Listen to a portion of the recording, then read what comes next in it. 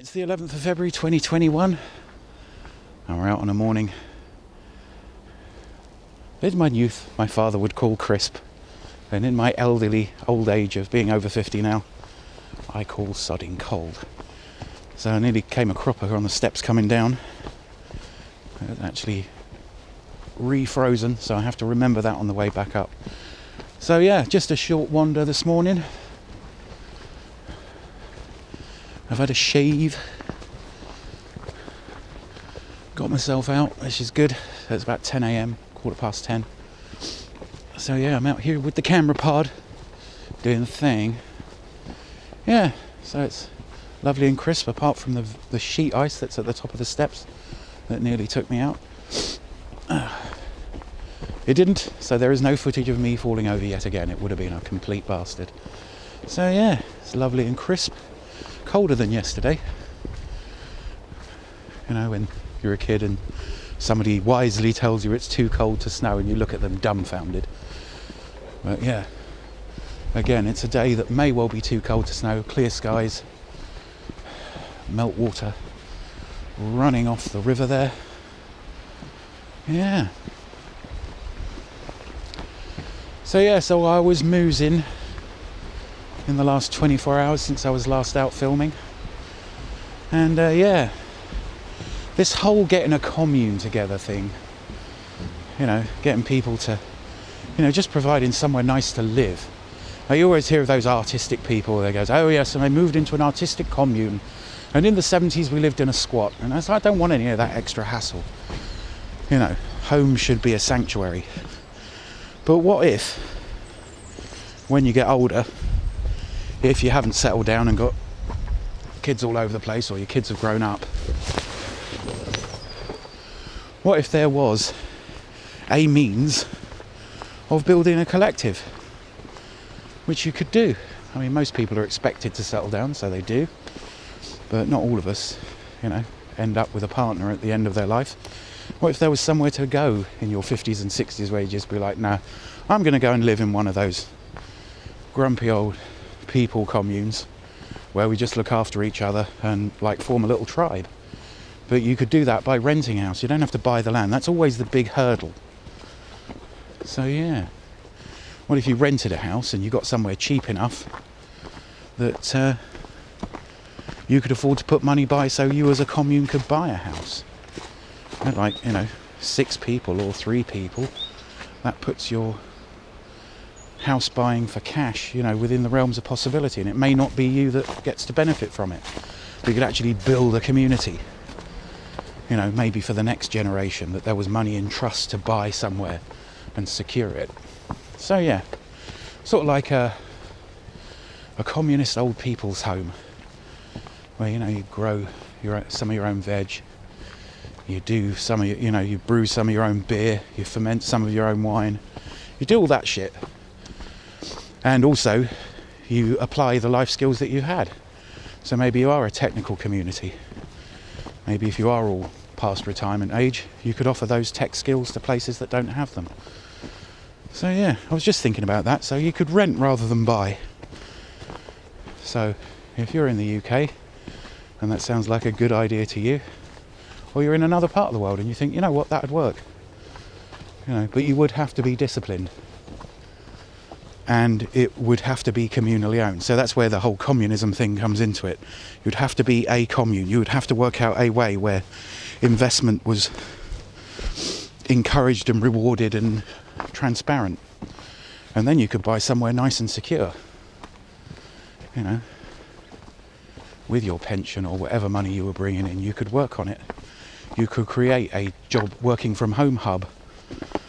So yeah. So it's a bit more, we need to think outside the box.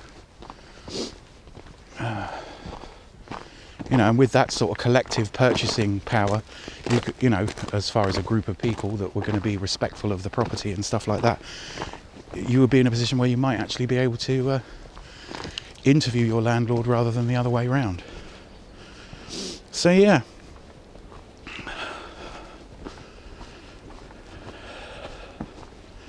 So that was a thing. And I also watched the Planet of the Apes movies, the new ones, last night, and they are awesome. They're really, really good films. Definitely worth a recommend, especially Dawn of the Planet of the Apes. Go watch that. Just watch the first 10 minutes and go, yep, that's a thing I want to watch. You know, you'll know what I mean when you watch the first 10-15 minutes of Dawn of the Planet of the Apes. Go and check that out. They are just awesome.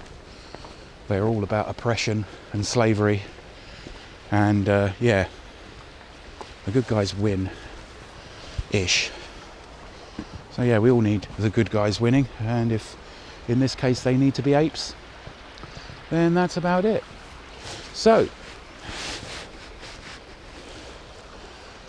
regarding today's episode, so the meat and potatoes of today's episode is, if you've read the title, I've probably put it in there, I'm going to make porridge. So this is going to be my first, you know, I think my first cooking segment, you know. So I want to produce, you know, some culinary stuff that isn't bullshit. So we're starting off with something that everybody hates, but I guarantee you that if you do it right, it's a great meal, or a great breakfast, or a great supper, and that's porridge. One of the cheapest things you can possibly make. So yeah, I'm going to show you how to make it right. And seriously, it's a superpower. You can impress the crap out of people by making porridge right. You can depress the crap out of people by making it wrong. So I'm going to teach you how to make porridge like my mum used to make. And I then later learned to make, and have never really taught anybody how to do it. It's just that, you know, it's a bit like if you can make a really good cup of coffee that you absolutely love to bits, like really love, and then you go to, you know, like a burger van or something and buy a cup of instant coffee there, and then you realise that, you know, the difference between, you know, well-prepared coffee or well-prepared food is, you know, amazing. It's, you know, well-prepared food is a joy, badly prepared food is a misery.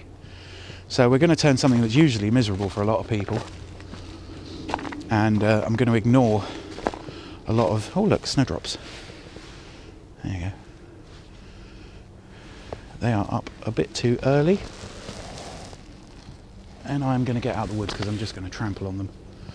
So yeah, that means turning around. So yeah, so, you know, the difference between good porridge and bad porridge is a universe away. Like the good difference between good coffee and bad coffee. They're universes apart, they're almost completely different things. And I think just before my daughter was born, my ex-wife had to go into hospital because she had preeclampsia and Braxton Hicks contractions and all sorts of fun stuff, which makes childbirth a scary thing.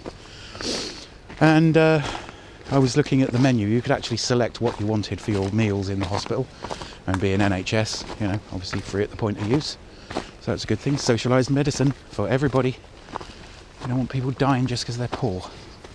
You don't want to make them poor just because they're dying. So yeah, but at the bottom of this list of things that you could select, right at the very bottom, was porridge. And my wife at the time said, should I get that? And I said, no, you should not. For there were only two people currently alive that I knew of that could make good porridge. And I was one, and my mum was one. So, ignoring me, she ordered the porridge for breakfast. And it was such of a dense consistency and so awful that it could be scooped out with an ice cream scoop. That's not good porridge. I'm telling you now.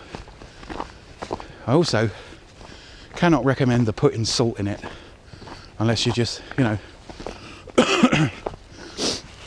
salt in porridge is kind of like the Arabic equivalent of salt in porridge would be, you know, sheep's eyes. Oh, it's a delicacy. And then you get someone to eat it and they hate it. You know, so I'll let you into a secret.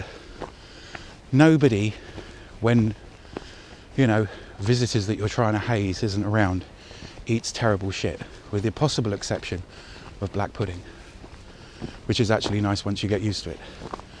And whiskey feels like that when you first try it, but you get used to it. Sheep's eyes and shitty porridge, no one gets used to. Sheep's eyes and salt in porridge, nobody gets used to.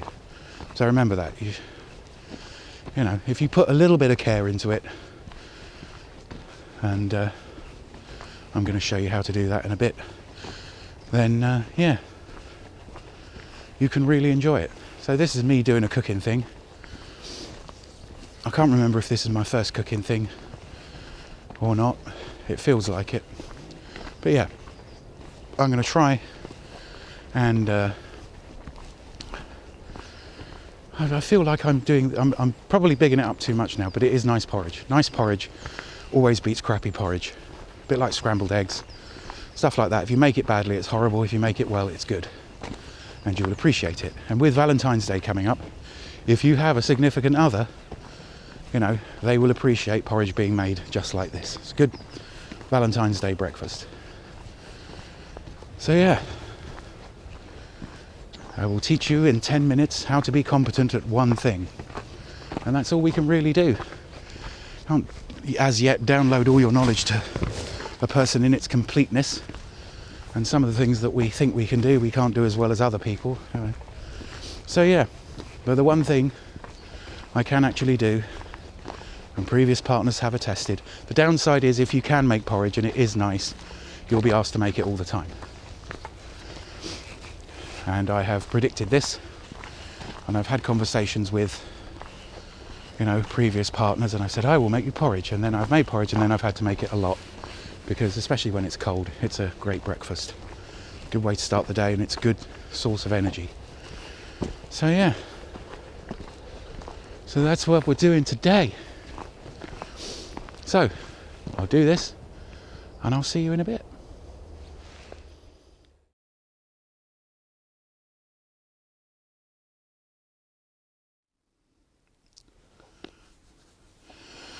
Okay, so here is how to make super duper good porridge. The ingredients couldn't be simpler, it's the proportions that matter.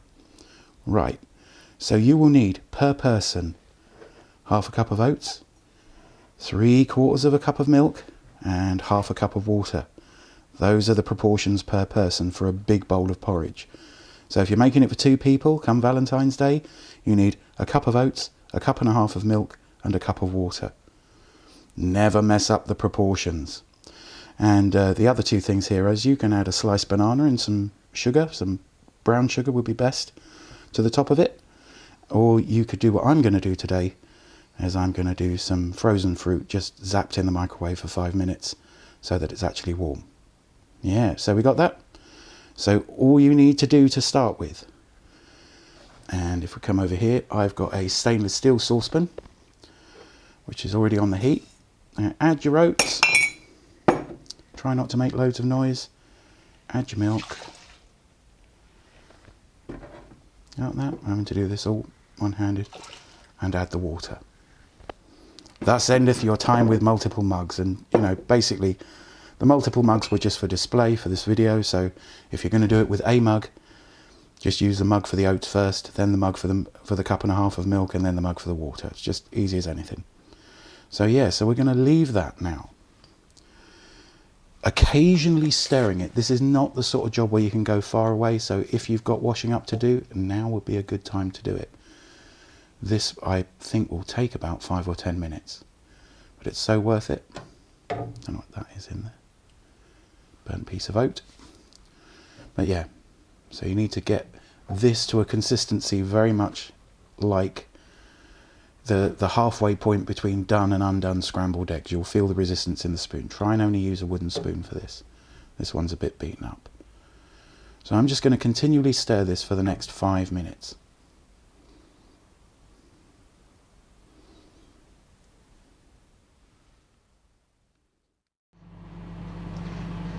So at about 2.5 minutes later, I'm still just gently stirring it. You want the heat to evenly get through all the oats. And you know how I know it's 2.5 minutes? It's because as soon as I put the porridge on, I put the fruit into the microwave to defrost and warm up. So yeah, it's a nice instant timer. It's already thickening up, the oats are starting to absorb all the milk and water. Just keep gently stirring it. You're not making scrambled eggs. You're encouraging the porridge to emulsify. So yeah, be back in a minute.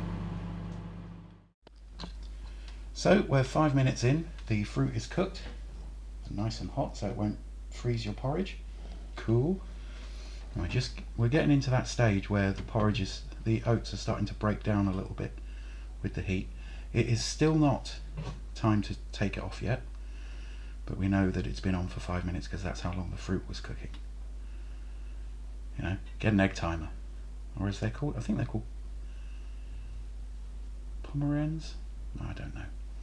So get yourself an egg timer. So we're 5 minutes in, and it's starting to break down. We're going to give it another couple of minutes, and then as soon as it changes, I'll come back with another shot.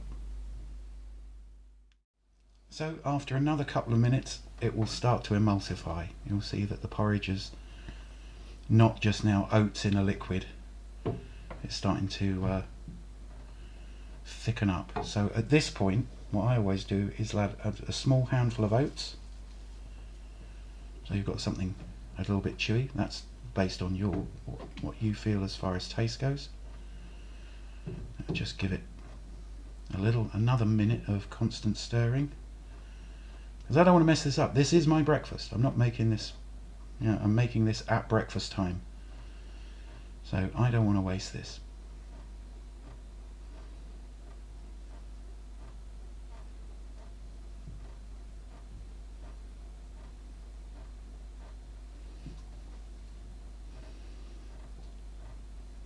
And now, as you know, you'll feel it slowly thicken up. If you get like liquid on the spoon, it's still not quite done. It needs to be all porridge.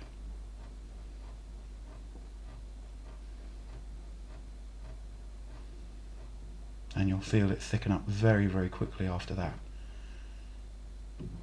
Still a little bit too thick.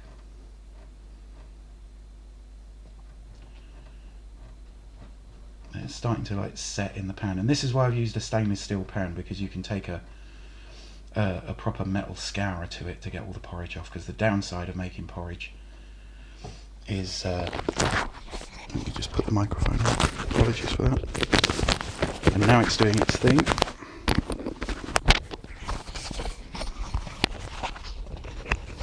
If you can see that, got to get the microphone on. Right, so yeah, and now remove it from the heat. Do not add any more heat once it's done that. It's done. Okay. And all that remains for you to do is serve it. Serve immediately. Cook while people are waiting for porridge. It will be worth it. It needs to be eaten really, really quickly as soon as it's ready. And now it all is due for you to plate it up. Let's take a look.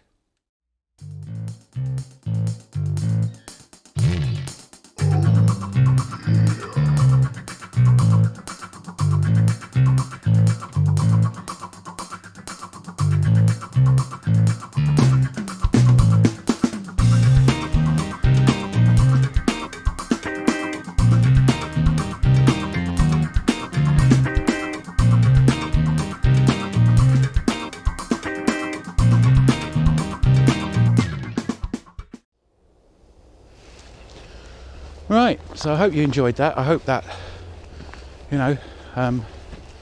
changes the thing. I'm going to assume that I'm going to do the editing thing and put the recipe down and have it up on the screen. There really isn't a lot to it. It's a good idea to have some fruit or sugar with it. But I would have put that in there. But yeah, so there you go. A useful thing today, instead of me just opining about stuff.